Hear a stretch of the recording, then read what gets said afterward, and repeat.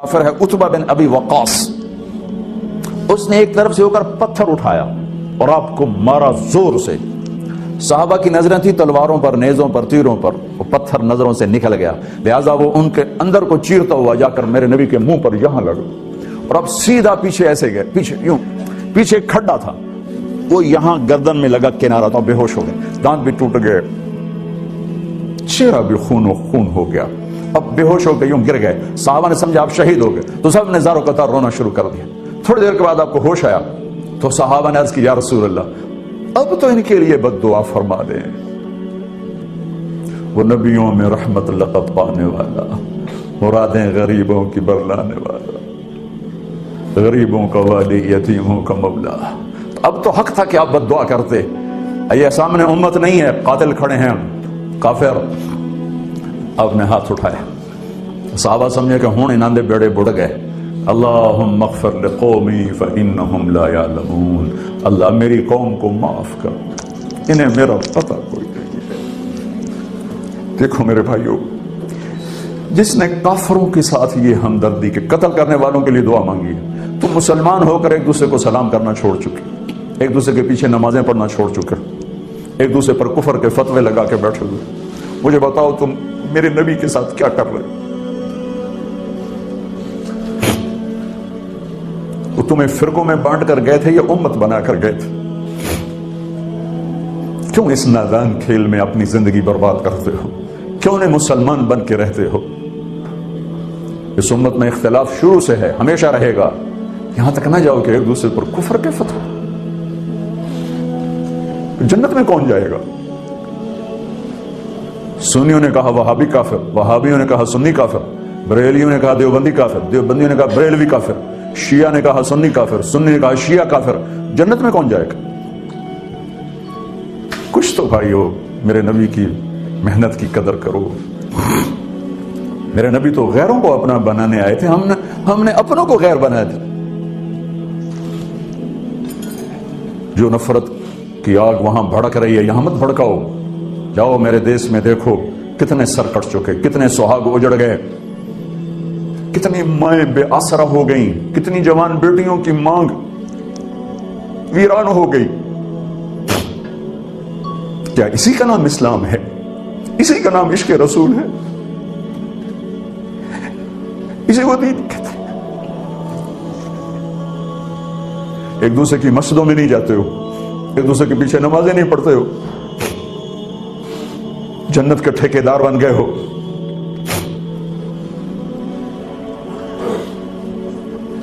मेरे नबी तो अब्दुल्ला बिन उबई का जनाजा पढ़ाने खड़े हो गए थे, जिसका कुफर अबू जहल से भी बड़ा है। अबू जहल ऊपर की दोज़ख में है, अब्दुल्ला बिन उबई सबसे नीचे की दोज़ख में है। उनके बेटे आए, या रसूल अल्लाह मेरा बाप मर गया है, अपना कुर्ता दे देंगे, मैं उसको कफन दे दूं। हमने कहा ले लो। कुर्ता उतार के दे दिया। अब कहते बदबख्त मुनाफिक, दफा हो जाओ। क्या या रसूल अल्लाह आप जनाजा पढ़ाएंगे? कहां पढ़ाऊंगा? बाकी मुनाफिकों का तो किसी को पता नहीं था सिवाय अल्लाह के नबी के, लेकिन अब्दुल्ला बिन उबई का मुनाफिक होना तो सबको मालूम था। आप जनाजे के लिए उमर सामने आ गए, या रसूल अल्लाह ये कौन है?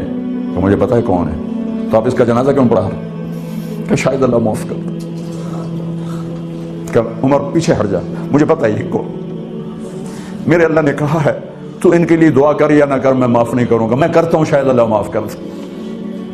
फिर फरमाया कि मेरे अल्लाह ने कहा अगर तू 70 दफा भी इनके लिए दुआ कर तो मैं माफ नहीं करूंगा। अगर मेरा अल्लाह कहता ऐ मेरे महबूब अगर आप 70 दफा इसके लिए दुआ करेंगे तो मैं माफ कर दूंगा, तो मैं इस कमबख्त का 70 दफा जनाजा पढ़ा देता। मुझे बताओ तुम कहां से ये दीन लेकर आए हो, जिसमें तुम फिरकों में बट गए हो, नफरतों की आग तुमने लगा दी है। ये कहां से इस्लाम आया है? मैं तुम्हें अल्लाह उसके रसूल का वास्ता देता, उम्मत बन के रहो, मुस्लिम बन के रहो, कोई गुंजाइश नहीं। अपने अपने अकीदे पर पक्के रहो, दूसरे के लिए गुंजाइश रखो। क्यों इस कदर जुल्म और सितम ढाए हुए हैं? मैं नया नया तबलीग में गया, कॉलेज से निकला, हमारी जमात एक गांव में गई, एक मस्जिद में, तो इमाम साहब आए, हमें मां बहन की गालियां दी और हमारे बिस्तर उठा के बाहर मस्जिद धोवो, कुत्ते अंदर वाड़ाए। मैं हैरान परेशान, मैं तो कुछ नहीं जानता था कि मजहब क्या होता है, फिरके क्या होता है। मैं तो कॉलेज में گانے والا تھا، ناچنے والا تھا، جنید جمشید کی طرح. مجھے تو دین کا پتہ تبلیغ سے پتہ چلا. میں حیران پریشان کہ یہ مولانا صاحب کہہ رہے ہیں کہ یہ گستاخ رسول ہیں، اور مسجد دو بار کھڑے ہو، یہ مسجد میں کھڑے ہو کر ماں کی گالی دے رہے ہیں، بہن کی گالی دے رہے ہیں. تو پھر معیار دین کیا ہے؟ اتنی نفرت، اس قدر دوریاں.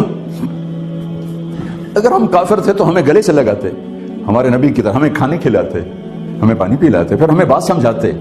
لیکن ماں بہن کی گالیاں مسجد میں کھڑے ہو کر، امام مسجد.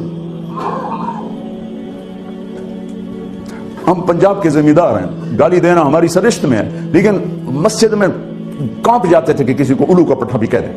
ہمارے بزرگ بڑے بھی بہت گالیاں نکالتے تھے، لیکن مسجد میں کسی کو ضرورت نہیں ہوتی تھی کہ وہ میرے والد مرحوم خود بہت غصے والے بڑے سردار آدمی تھے، تو تھوڑی تھوڑی بات پہ مار پٹائی گالیاں. لیکن میں نے نہیں اپنے باپ کو مسجد میں سنا غصے میں بھی کسی کو گالی دیتے ہوئے.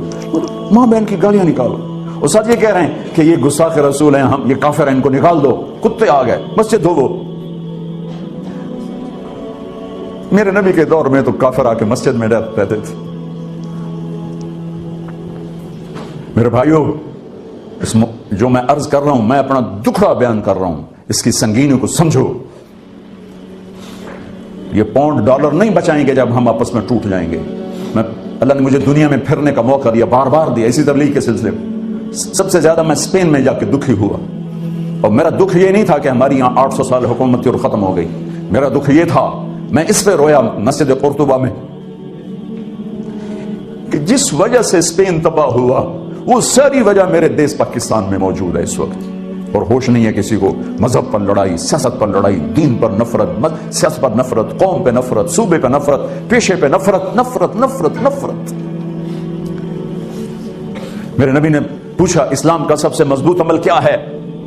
صحابہ نے کہا نماز، آپ نے کہا نہیں. صحابہ نے کہا جہاد، آپ نے کہا نہیں. صحابہ نے کہا روزہ، آپ نے کہا نہیں. صحابہ نے کہا حج، آپ نے کہا نہیں.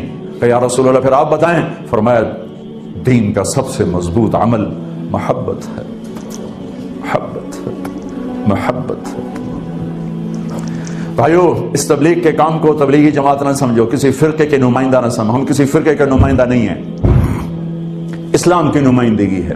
میں نے صرف آج آپ کو کلمہ بیان کیا ہے. یہ اسلام کی نمائندگی، یہ دین کی نمائندگی ہے. اس کے لیے ہم وقت مانگتے ہیں، آپ سے بھی مانگ رہے ہیں. اور آپس میں پیار محبت سے رہو، امت بن کر. اختلاف کرو لیکن محبت نہ چھوڑو. میاں بیوی میں بھی اختلاف ہو جاتا ہے، اس حد تک نہ جاؤ کہ مار پٹائی گالی گلوچ ہو. ماں باپ سے بھی اختلاف ہو جاتا ہے، اس حد تک نہ جاؤ کہ ماں باپ کی بد دعائیں لینے لگ جاؤ. اسلام کا سب سے مضبوط عمل محبت، سب سے مضبوط عمل محبت. اٹھ گئی، ہم امت نہیں ہیں، اب ہم فرقے ہیں. محبت ہے تو ہم امت ہیں، محبت نہیں تو ہم فرقے ہیں. اور فرقے میرے رب کی نظر میں کوڑے کرکٹ کے ڈھیر کے سوا کچھ نہیں. کوڑا کرکٹ اور کچھ بھی نہیں ہے. اگر میرا تعارف کسی فرقے سے، ہاں میرا ایک مسلک ہے، میرا ایک عقیدہ ہے، میں اس پر پابند ہوں، لیکن میں اوروں کو اس کی دعوت نہیں دیتا. میں اسلام کی دعوت دوں گا آپ کو انشاءاللہ. آپ بھی اپنے عقیدے پر پابند رہو، اپنے مسلک پر پابند رہو، لیکن تھوڑا جا راہ دنیا میں دے چھڑو. جنت بڑی ساری ہے، ویلی جنت اللہ چار پاؤنا. اب بریلوی کہتے ہیں دیوبندی کافر ہیں، دیوبندی کہتے ہیں بریلوی کافر ہیں، شیعہ کہتے ہیں سنی کافر ہیں، سنی کہتے ہیں شیعہ کافر ہیں، غیر مقلد کہتے ہیں مقلد کافر ہیں، مقلد کہتے ہیں غیر مقلد کافر ہیں. ہوں دسو جنت جامنا کہیں ویلی جنت چلا کی کرنا بھی، چلو اچار پاؤ. اتنی بڑی میرے رب کی جنت کیوں اسی تنگ کر چھڑی سر ازاں ہی جاؤنا اور کسی جانا ہی کوئی. تو میں اپنے نبی کی حدیث سنوں. ایک دن ایسا آئے گا میرا اللہ فرمائے گا مالک جہنم کا جی ایم جنرل مینیجر مالک جس نے زندگی میں کبھی ایک دفعہ بھی میرا نام لیا تھا اس کو بھی جہنم سے نکال کے جنت میں ڈال دوں. تو ہم مسلمان ہو کے ایک دوسرے کو کافر کافر کافر کافر کافر گستاخ گستاخ گستاخ. کسی کو گستاخ کہنا اتنا آسان. اور پھر یہ نفرت یہاں تک پہنچی ہے کہ حرم شریف میں نماز نہیں پڑھتے امام کے پیچھے. کہ جی ناندے پیچھے نماز ہوندی نہیں، کہ وابی ہیں. یہ دین مدینے سے آیا تھا یا ملتان سے آیا تھا؟ مکے سے آیا تھا یا لاہور سے آیا تھا؟ کیا ظلم و ستم ہے، وہ کس قدر جاہل. میں نے خود اپنے کانوں سے ایک لفظ سنا کہ مسجد نبوی کے امام کے پیچھے نماز نہیں ہوتی، یہ گستاخ رسول ہے. میں نے اپنے کانوں سے سنا ہے، مفتی کا ٹائٹل لگا ہوا ہے. کیا میرا رب اتنا کمزور ہو گیا ہے؟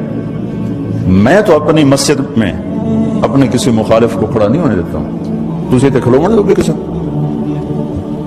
جب میرا رب اتنا کمزور ہو گیا کہ اپنے حبیب کے مصلی پڑوسی کے گستاخ کو کھڑا کر دیا. اپنے گھر میں حرم بیت اللہ جہاں ایک نماز 1 لاکھ کے برابر، وہاں ایسے آدمی کو کھڑا کر دیا جو اللہ کے رسول کا گستاخ ہے. نہیں بھائیو، یہ ان بھائیوں کو کسی نے گمراہ کر دیا ہے، کسی نے بھٹکا دیا ہے. اس لیے میں ہاتھ جوڑا کرتا ہوں نوجوانوں سے آپ سے کہ خود قرآن پڑھو، خود قرآن پڑھو، خود قرآن پڑھو. چونکہ ترجمے موجود ہیں، ہر زبان میں قرآن کا ترجمہ موجود. پڑھو تو صحیح، میرا رب کیا کی جانتا. کھول کے نہیں دیکھتے ہو. اپنے نبی کی زندگی پڑھو، اپنے نبی کی سیرت پڑھو، اپنے نبی کی حدیث پڑھو، تمہیں خود پتہ چلے گا کہ وہ ہستی کیا فرما رہے ہیں. پھر تم بیٹھنے والے کو پکڑ سکتے ہو، جناب ہے کی بولی جانتے ہو. اب آپ کو پتہ ہی کوئی نہیں وہ کیا کہہ رہا ہے، کہاں سے کہہ رہا ہے. بھائیو، امت بن کے چلو، محبت سے چلو.